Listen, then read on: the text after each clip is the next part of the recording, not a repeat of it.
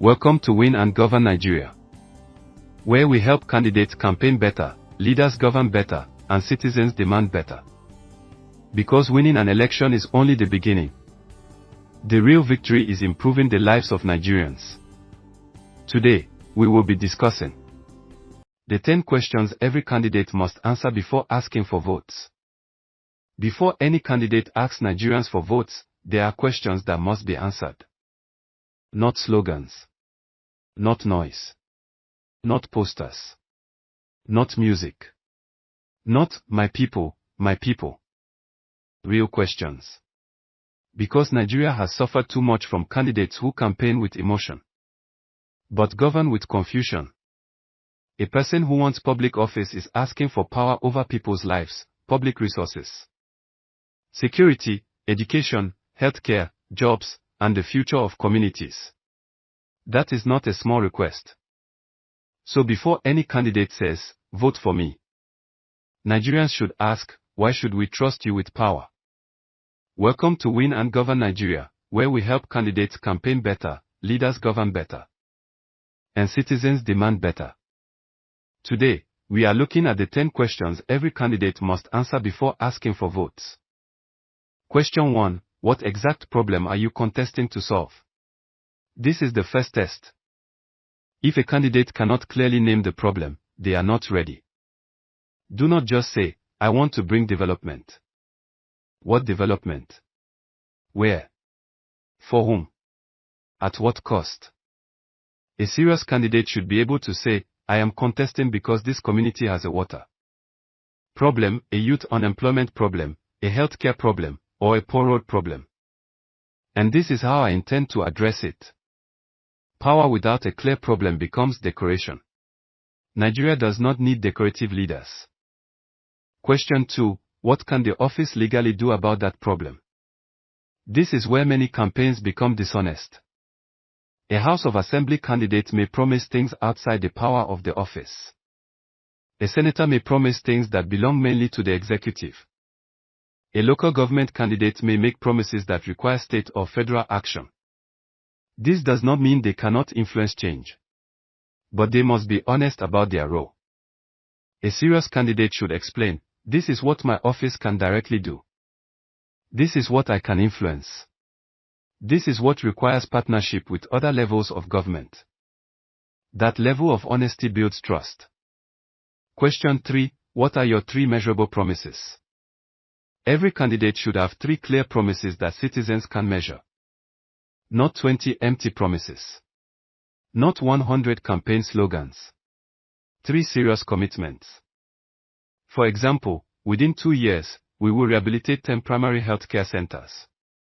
Within 1 year, we will publish a public constituency project tracker. Within 6 months, we will create a transparent scholarship selection system. If a promise cannot be measured, it can easily be manipulated. Voters need promises that can be tracked. Question 4. How much will your plan cost? This is the question many candidates avoid. But governance is not magic. Roads cost money. Schools cost money. Security interventions cost money. Healthcare costs money. Training programs cost money. A candidate who promises everything without discussing cost is either not prepared or not being honest. You do not need to have every figure perfect during a campaign, but you must show that you understand the financial reality. A serious candidate should say, this is the estimated cost. This is the funding source. This is how we will manage waste. That is how adults discuss governance. Question 5. Where will the money come from? This question separates serious plans from empty speeches. Will the funding come from the budget? Internally generated revenue? Federal allocation? Public-private partnership? Donor support? Cost savings? Better tax administration? Or reallocation from wasteful spending? A candidate who cannot explain funding is selling hope without a receipt. Nigerians have had enough sweet promises. The country now needs practical plans. Question 6. What have you done before that proves you can deliver? This is important. A candidate does not need to have held public office before. But there must be evidence of competence.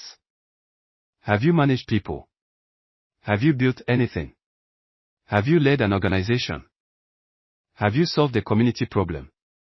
Have you created jobs? Have you handled public responsibility? Have you shown discipline with money? Leadership is not a costume you wear during elections. It is a record you build before elections. Before asking people to trust you with public resources, show what you have done with smaller responsibilities. Question 7. Who is on your team? No candidate governs alone. The people around a candidate often reveal the kind of leadership the candidate will provide. Is the team filled only with friends, relatives, praise singers, and political jobbers? Or does it include people who understand policy, law, finance, communication, community engagement, data, security, youth development, and public administration? A serious candidate must be able to say, these are the kinds of people advising me. And this is the standard I will use in choosing those who work with me. A weak team can destroy a good candidate. And a careless team can expose a campaign to scandal, confusion, and failure. Question 8. How will citizens monitor your performance? This is where accountability begins. A candidate should not only ask for votes. A candidate should tell citizens how they will be able to measure progress after the election. Will there be town hall meetings? Public project reports? A website? A constituency office? Quarterly updates? Budget explanations? Open feedback channels? A serious leader does not disappear after victory.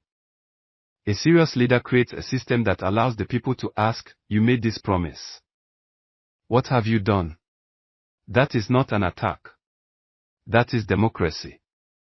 Question 9. What will you refuse to do, even if it helps you win? This is a powerful question. Every candidate should have boundaries. Will you refuse hate speech? Will you refuse political violence? Will you refuse vote buying? Will you refuse fake news? Will you refuse to divide people by tribe or religion? Will you refuse to promise what your office cannot deliver? A candidate without boundaries is dangerous. Because if someone can do anything to win power, that person may do anything to keep power. The campaign tells us something about the government that may follow. Question 10. Why should Nigerians believe you? This is the final question. Not because you are popular. Not because you are rich. Not because your party is strong. Not because your posters are everywhere. Why should people believe you? Your answer must be built on character, competence, clarity, compassion, courage, and credible plans. Nigerians are not asking for perfect candidates. But they deserve serious candidates. They deserve candidates who respect their intelligence. They deserve candidates who understand that public office is not a reward for ambition. It is a responsibility to serve. In closing, so before any candidate asks for votes, these are the 10 questions. What exact problem are you contesting to solve? What can the office legally do about it? What are your 3 measurable promises? How much will your plan cost? Where will the money come from? What have you done before? Who is on your team? How will citizens monitor you? What will you refuse to do, even if it helps you win? And finally, why should Nigerians believe you? If a candidate cannot answer these questions, the campaign is not ready. And if citizens do not ask these questions, we may continue to vote based on noise, emotion, and empty promises. This is Win and Govern Nigeria. Subscribe to the channel, share this video with a candidate, a campaign team, or a voter who cares about the future of this country. Because winning an election is only the beginning. The real victory is improving the lives of Nigerians. In our next video, we shall discuss President, Governor, Senator, and Representative. What can each office actually do?